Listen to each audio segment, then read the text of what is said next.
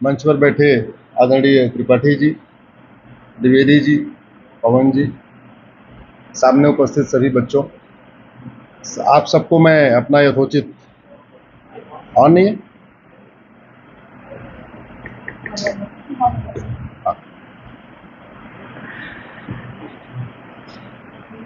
आपको मैं अपनी शुभेच्छा भेंट करता हूं, अपनी हार्दिक शुभकामनाएं भेंट करता हूं। आज आपका टॉपिक है accessibility of law to common man.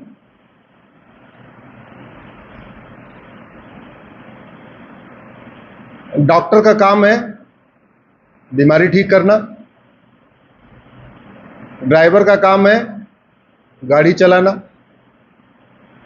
मिस्त्री का काम है अच्छी तरीके घर बनाना, ऐसे वकील का क्या काम है? सबको न्याय दिलाना, और न्याय 20 साल के बाद नहीं, 30 साल के बाद नहीं, जल्दी न्याय दिलाना। जैसे ड्राइवर का काम है जितने जल्दी हो सके सर्वोत्तम विधि से घर बनाना, गाड़ी चलाना, डॉक्टर का काम है सर्वोत्तम विधि से इलाज करना और शीघ्र इलाज करना, बीमारी को जड़ से खत्म करना और जल्दी खत्म करना।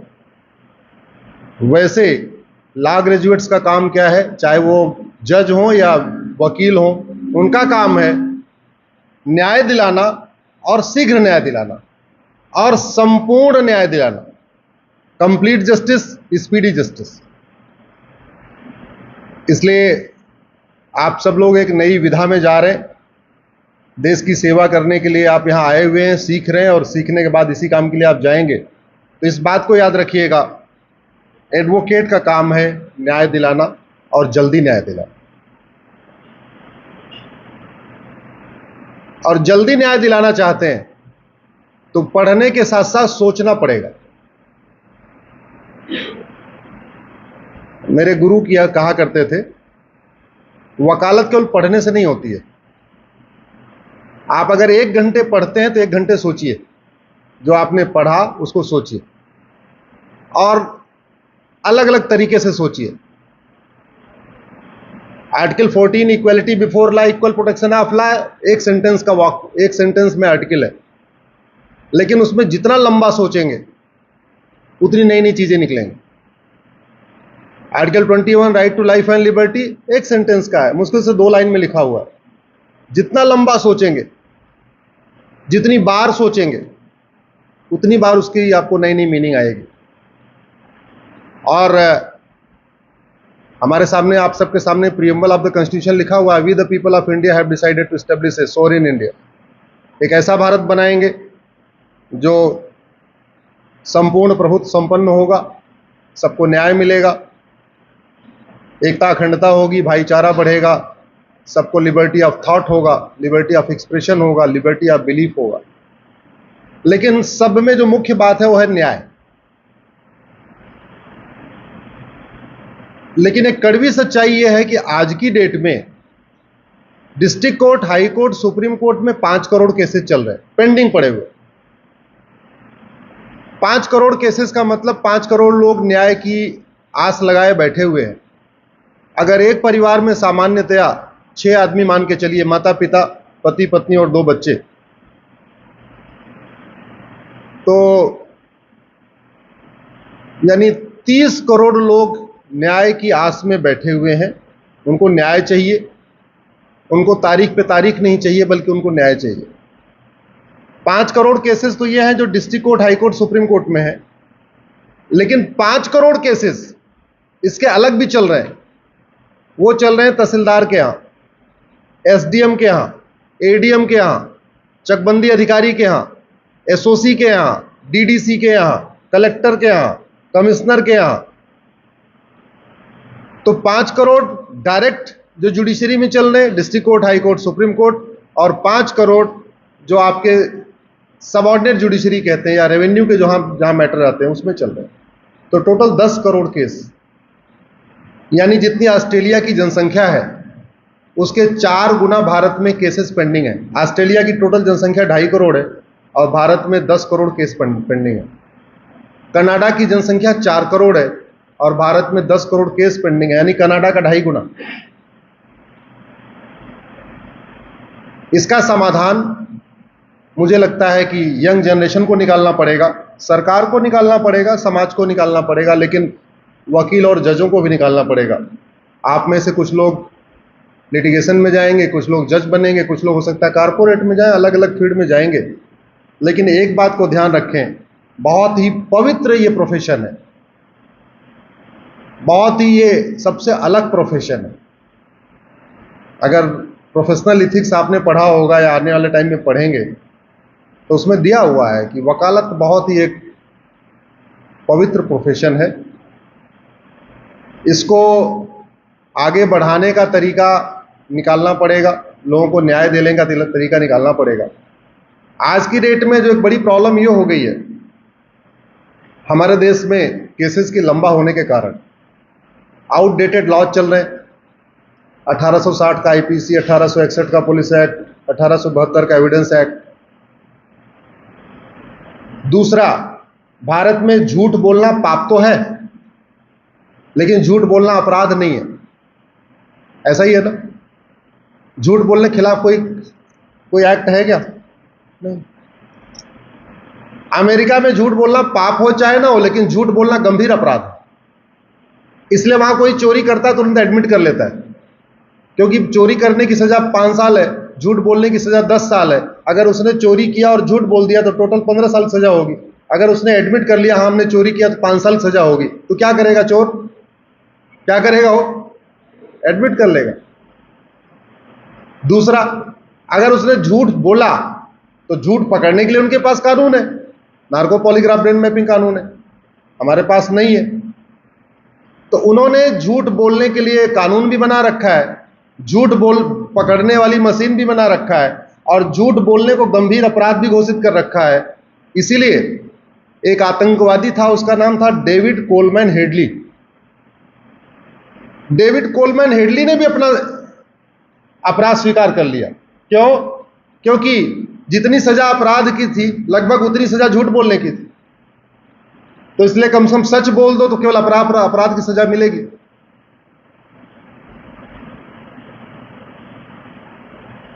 न्याय व्यवस्था जिस देश की अच्छी होती है उसका विकास बहुत तेजी के साथ होता है। जहां न्याय व्यवस्था अच्छी होती है वहां गुंडागर्दी नहीं होती, अपराध नहीं होता, क्राइम नहीं होता, घूसखोरी, जमाखोरी, मिलावटखोरी नहीं होती, कालाबाजारी नहीं होती, नशा तस्करी नहीं होती, मानव तस्करी नहीं होती। इसका सीधा सीधा एग्जाम्पल हमारे साथ सामने सिंगापुर है। सिंगापुर में अभी कुछ दिन पहले एक व्यक्ति के पास 900 ग्राम गांजा मिला। 900 ग्राम, इतना सा 900 ग्राम गांजा मिलने पे उसको फांसी दे दिया। क्यों? क्योंकि वहां पे ड्रग सबसे सीरियस ऑफेंस माना जाता है। अब 900 ग्राम गांजा मिलने पे फांसी दे दिया, दोबारा कोई गांजा लेके घूमेगा क्या वहां पे? हमारे तो स्कूल कॉलेज के आसपास गांजा लेके लोग मंडरा रहे, और बहुत सारे तो कॉलेज में सिगरेट के पैकेट में गांजा बेचा जा रहा है। यंग जनरेशन हमारी बर्बाद हो रही है ड्रग के चक्कर में। तो कानून बड़ा पावरफुल होता है।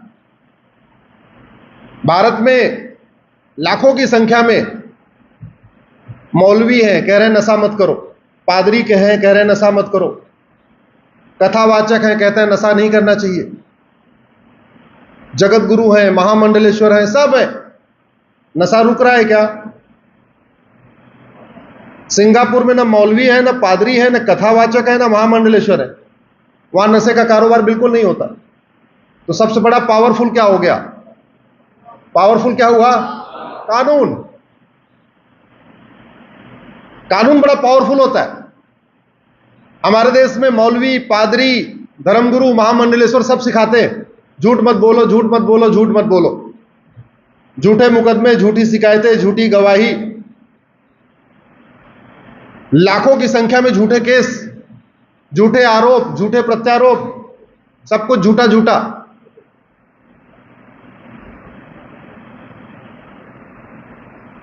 किसी की शिक्षा काम नहीं आ रही है। सिंगापुर अमेरिका में कोई झूठी गवाही नहीं देता, झूठा मुकदमा नहीं करता, झूठे केस फाइल नहीं करता। क्यों? जितनी सजा अपराध की है उतनी सजा उसकी झूठी शिकायत करने की है।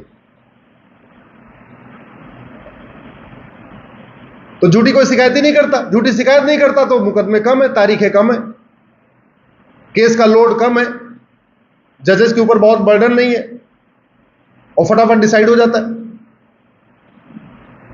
हमारे देश में रेंट का मुकदमा डिस्ट्रिक्ट कोर्ट से शुरू होकर सुप्रीम कोर्ट तक जाता है और जितना बेचारे मकान मालिक को किराए में मिलता है उससे ज्यादा उसको सुप्रीम कोर्ट तक लड़ते लड़ते अपना मकान खाली कराने में खर्च करना पड़ता है।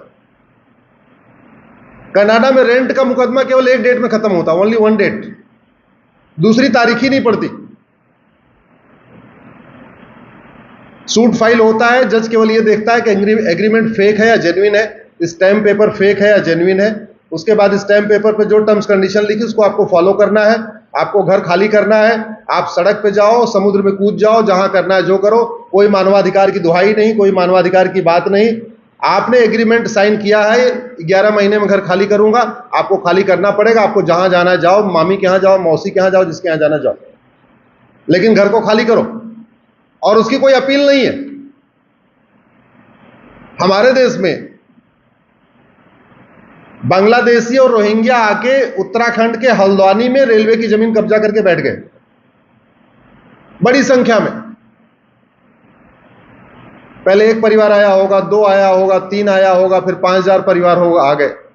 अभी करीब 1 लाख के लोग, 1 लाख की जनसंख्या वहां पे रेलवे की जमीन पे कब्जा करके बैठी हुई है। हाईकोर्ट में पीआईएल हुई, 10 साल मुकदमा चला। 10 साल के बाद हाईकोर्ट ने सारे पक्षों को सुनने के बाद, सारा मटेरियल देखने के बाद, एविडेंस देखने के बाद बोला नहीं, आपको घर खाली करना पड़ेगा, रेलवे की जमीन है, आप उसको खाली करो। 10 साल मुकदमे के बाद और सुप्रीम कोर्ट गया तो सुप्रीम कोर्ट ने स्टे कर दिया।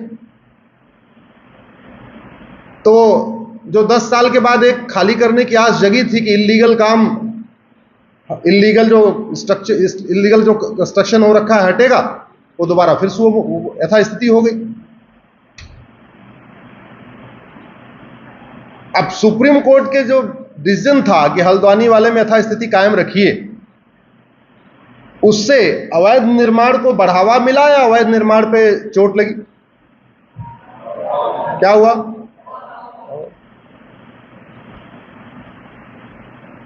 जैसे हमारे यहां सड़कों के अगल बगल इतने इलीगल कंस्ट्रक्शन होते जाते हैं, इतने इलीगल स्ट्रक्चर खड़े हो जाते हैं, रिलीजियस स्ट्रक्चर भी हैं, नॉर्मल स्ट्रक्चर भी हैं, गैर सारे स्ट्रक्चर खड़े हो जाते हैं। ऐसा भारत में होता है, पाकिस्तान में भी होता है ऐसा, भारत पाकिस्तान बांग्लादेश में ही होता है। America, Singapore, China, France, Dubai में ऐसा नहीं होता। क्यों? क्योंकि हमारे देश में अवैध निर्माण को हटाना पहली बात तो बड़ा मुश्किल काम है। 10 साल मुकदमा चलने के बाद हटेगा, और हटेगा तो केवल अवैध निर्माण हटेगा, पेनाल्टी का कोई सिस्टम ही नहीं है। वहां तो जब स्ट्रक्चर हटाते हैं तो पहली बात तो जिससे स्ट्रक्चर हटाते हैं उसका पूरा रेंट लेते हैं। मान लीजिए जेसीबी लगाया तो जेसीबी किराए पे जितना पैसा लिया, जितना खर्चा आया, वो पूरा ले लेते हैं जिसका स्ट्रक्चर था, और इसके अलावा $1-2 लाख और उसके ऊपर कास्ट इंपोज कर देते हैं, जिसे दोबारा कभी कोई आदमी हिम्मत न करे। आप लोगों के सामने ये सब बातें रखने का कारण यह है कि अभी आप नए हैं, यंग हैं, फ्रेश माइंड है, आप अभी लॉ कर रहे हैं, तो लॉ को आप राष्ट्र सेवा का माध्यम बनाइए, देश सेवा का माध्यम बनाइए। मैं ये नहीं कहता कि नहीं, जहां आपको पता हो कि ये गड़बड़ है उसका केस नहीं, केस तो लेना चाहिए, स्वाभाविक सी बात, आप नहीं लोगे कोई और ले लेगा। लेकिन जहां तक संभव हो सके सत्य के साथ खड़े होना चाहिए। न्यायपालिका की स्थिति बहुत बदहाल है, और मेरा यह मानना है कि भारत में जितने अपराध बढ़े हैं, भ्रष्टाचार बढ़ा है, अवैध निर्माण बढ़ा है, अवैध कार्य हो रहे हैं, चाहे वो किडनैपिंग हो रही है, अपहरण हो रहा है, जो भी हो रहा है, ऑर्गेनाइज क्राइम हो रहे हैं, उसका मूल कारण स्लो जस्टिस सिस्टम का है। माफिया एक दिन में नहीं पैदा होता, माफिया एक क्राइम करता है, वो अगर उसको पहले क्राइम पे ही 10 साल की सजा हो जाए या 5 साल की सजा हो जाए या 2 साल की सजा हो जाए, वो रिफॉर्म, फिर वो सुधर जाएगा, अगला क्राइम नहीं करेगा। लेकिन वो पहला क्राइम करता है, फिर दूसरा क्राइम करता है, फिर तीसरा करता है, 5वां करता है, 10वां करता है, तब जाके लोगों को फिर याद आता, अच्छा अच्छा ये तो अब तो क्रिमिनल हो गया है। तो अगर भारत में किडनैपिंग हो रही है, अपहरण हो रहा है, चोरी लूट झपटमारी है, चेन स्नेचिंग है, मोबाइल स्नेचिंग है, गुंडागर्दी है, एक्सटॉर्शन है, रेप मर्डर है, या धर्मांतरण है, या घुसपैठ है, या जो भी है, इसमें बहुत बड़ा कारण है कि हमारे देश में जस्टिस सिस्टम बहुत स्लो हो गया है और जस्टिस सिस्टम दवा की तरीके काम करता है। जैसे दवाई अच्छी होती है तो बीमारी फटाफट ठीक हो जाती है। मान लीजिए आपको बुखार हुआ है, आपको फटाफट 2 गोली दे दी गई पैरासीटामॉल की, एक एंटीबायोटिक दे दिया, बुखार ठीक हो जाएगा।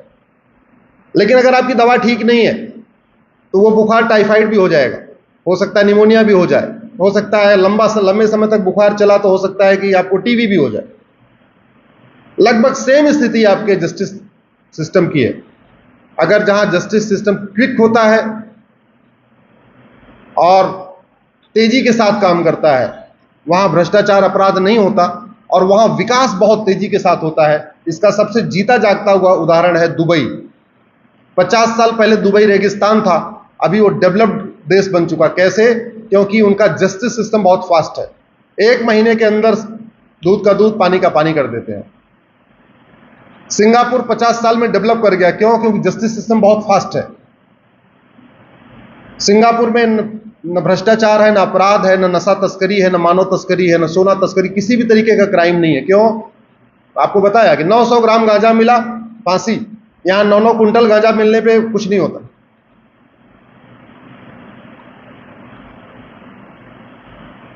चाइना डेवलप कर गया, जस्टिस सिस्टम बहुत फास्ट है। कुछ दिन पहले चीन के कंपनी के जीएम ने जो ठेकेदार से उससे कुछ पैसा ले लिया था, सीधे फांसी दे दिया। कुछ दिन पहले वहां के कानून मंत्री ने कुछ घोटाला कर दिया था, सीधे फांसी हो गई।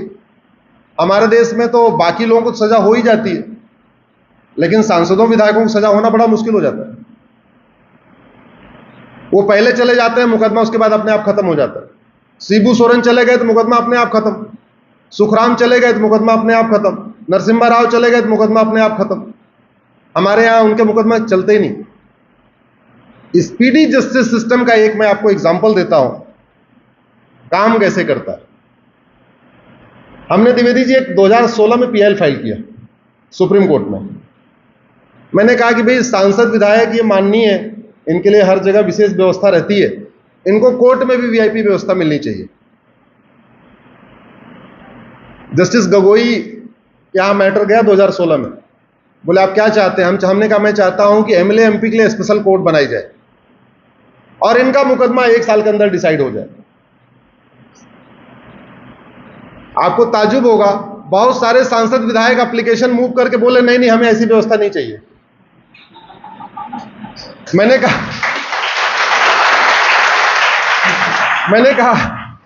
कहा ट्रेन में वीआईपी व्यवस्था चाहिए, एयरपोर्ट में वीआईपी व्यवस्था चाहिए, दर्शन करने के लिए वीआईपी व्यवस्था चाहिए, हर जगह वीआईपी। तो हम कोर्ट में स्पेशल व्यवस्था दिलवा रहे हैं आपको, 1 साल के अंदर आपका मुकदमा ठीक हो जाएगा, हल हो जाएगा।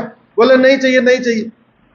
अतीक अहमद ने एप्लीकेशन फाइल किया, मुख्तार अंसारी ने फाइल किया, बहुत सारे गैंगस्टर आके उन्होंने एप्लीकेशन फाइल किया कि नहीं साहब ये न्याय सबको समान मिलना चाहिए, हमको स्पेशल न्याय नहीं चाहिए, हमारी अलग व्यवस्था नहीं चाहिए। बहरहाल उनकी एप्लीकेशन रिजेक्ट किया। गगोई साहब ने 2018 में ऑर्डर किया, 17 में ऑर्डर कर दिया, पूरे देश भर में एमएलए एमपी कोर्ट बनेगी। अब 1 साल लगा एमएलए एमपी कोर्ट बनने में और जो मुकदमे इधर उधर चल रहे थे सबको ट्रांसफर करने में। आपके कानपुर में भी बन गई है, कर्णपुर में भी। तो 2018 से एमएलए एमपी कोर्ट ने काम करना शुरू किया। सुप्रीम कोर्ट ने ऑर्डर दिया इनका मुकदमा एडजर्न नहीं होगा, 1 साल के अंदर डिसाइड करना है। 1 साल के अंदर डिसाइड नहीं कर पा रहे हैं तो आपको कारण भी बताना पड़ेगा, आप डिसाइड क्यों नहीं कर पा रहे। पुलिस को डायरेक्शन है आपका इनको 3 महीने के अंदर इनकी चार्जशीट फाइल करना है। अब तक 225 सांसदों और विधायकों को सजा हो चुकी है 225 सांसदों और विधायकों की सदस्यता जा चुकी है, केवल एक एफर्ट से। क्या कि इनका जस्टिस विद इन ईयर करना है इनको। अतीक अहमद को सजा हुई, बाद में अतीक अहमद के साथ तो एकदम परमानेंट सजा हो गई, लेकिन पहले अतीक अहमद को सजा हुई, मुख्तार अंसारी को सजा हुई, अफजाल अंसारी को सजा हुई, राहुल गांधी को सजा हुई। ऐसे 225 सांसदों और विधायकों को पिछले 5 साल में सजा हो चुकी है। तो अगर एक छोटा सा, अब अच्छा इसका नतीजा क्या निकला? अब जो माफिया टाइप के लोग हैं वो सांसद विधायक नहीं बनना चाहते, क्योंकि वैसे तो उनका केस 20-30 साल चलेगा, 40 साल चलेगा, और अगर सांसद बन गए, विधायक बन गए तो उनका मुकदमा 1 साल चलेगा। और इतने उनके काम है कि अगर 10 मुकदमा है तो 2-3 में सजा तो हो ही जाएगी, तो फिर सांसद विधायक बनने कोई फायदा हुआ क्या? तो अब माफिया टाइप के लोग राजनीति में नहीं आ रहे। क्यों? केवल स्पीडी जस्टिस सिस्टम के कारण। कांग्रेस के एक मुख्य प्रवक्ता है रणदीप सिंह सुरजेवाला, आप गूगल करना, जितनी बातें मैं कहता हूं उसको आप गूगल करके बाद में देख लेना। सुरजेवाला के खिलाफ 23 साल पहले बनारस में एक मुकदमा हुआ था, और 23 साल से तक वो मुकदमा ठंडे बस्ते में रहा, उनके खिलाफ वारंट इशू नहीं हुआ। लेकिन 6 महीने पहले कांग्रेस ने उनको राज्यसभा भेज दिया। जब राज्यसभा भेज दिया तो उनका मुकदमा एमएलएमपी कोर्ट में चला गया। अब वो भागे भागे घूम रहे हैं, क्योंकि बनारस की कोर्ट ने 2 बार वारंट इश्यू किया और नहीं आए, तो तीसरी बार एनवीडब्ल्यू डिक्लेयर नॉन अवेलेबल वारंट घोषित कर दिया। 23 साल तक मुकदमा एकदम ठंडे बस्ते में था, लेकिन सांसद बनते ही मुकदमा कहां चला गया? फास्ट ट्रैक कोर्ट में। वास्तव में अगर भारत की राजनीति को साफ करना है, अच्छे लोगों को संसद विधानसभा में पहुंचाना, अपराध खत्म करना है, भ्रष्टाचार खत्म करना है, घूसखोरी, जमाखोरी, मिलावटखोरी, कालाबाजारी खत्म करना है, धर्मांतरण रोकना है,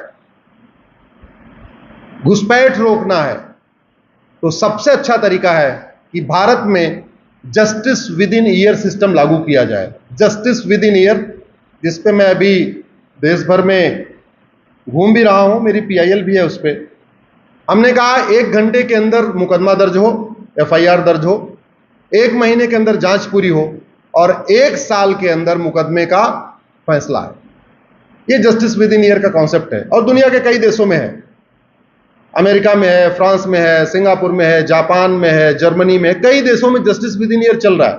1 घंटे में एफआईआर, आपने शिकायत किया, 1 घंटे में एफआईआर, एफआईआर के 1 महीने के अंदर जांच पूरी, और जांच पूरी होने के 1 साल के अंदर मुकदमे का फैसला। This is justice within year. तो justice within year Bharat में जिस दिन लागू हो जाएगा तो बहुत सारी समस्याओं का समाधान हो जाएगा। आशा करता हूं आप लोग भी आगे बढ़ के आगे आने वाले टाइम में अच्छे जज बनेंगे, अच्छे वकील बनेंगे, कारपोरेट में जाएंगे, अच्छा वहां केस करेंगे। लेकिन अल्टीमेटली याद रखिएगा, आपने वकालत किया है दलाली करने के लिए नहीं, न्याय को देर से करने के लिए नहीं, मुकदमे को भटकाने के लिए नहीं, लटकाने के लिए नहीं, बल्कि लोगों को न्याय दिलाने के लिए। इतना ध्यान रखिएगा। बहुत बहुत शुभकामनाएं, बहुत बहुत धन्यवाद। भारत माता की।